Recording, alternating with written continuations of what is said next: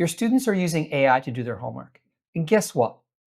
You can't stop them, but you can design your assignments that AI can complete.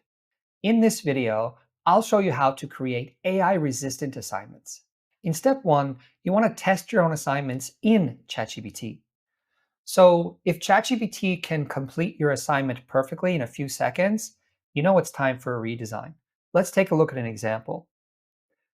So if I wanted my students to write a 5-paragraph essay on the causes of the Civil War, I know by hitting enter here that ChatGPT is going to complete this assignment in a few seconds. Now, I know what you might be thinking, oh, I'll use AI detectors. Well, the problem with AI detectors is they don't work. In fact, OpenAI even removed their own AI detector because they knew it was infallible. And also, research has shown that AI detectors are biased against English language learners.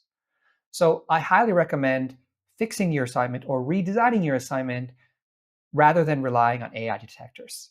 Let's take a look at the fix. So instead of asking your students to write a 5-paragraph essay on the Civil War or an historical event, you might try something like this.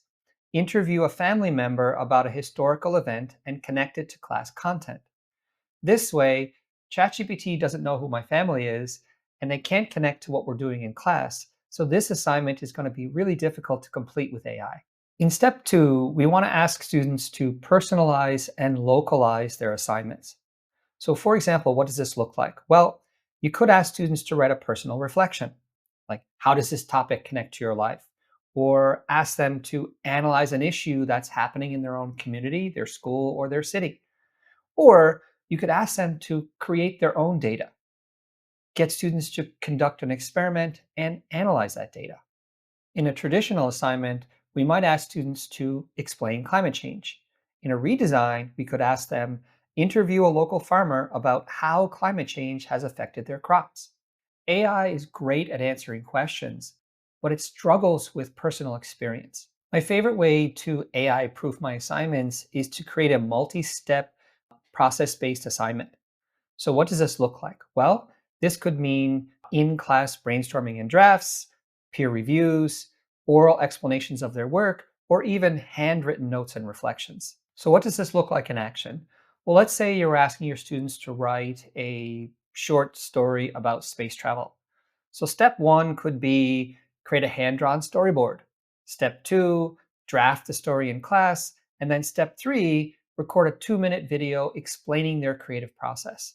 Again, AI is great at giving answers, but it can't complete a process. In the final step, we want to tie our assignments to in-class or real-time activities. For example, after today's class debate, write a reflection explaining which side's argument changed your mind the most. Or, based on our guest speaker's talk, summarize the most surprising fact you learned and why it stood out to you. Or, after conducting a class experiment, describe what happened and why. Let's take a look at an example.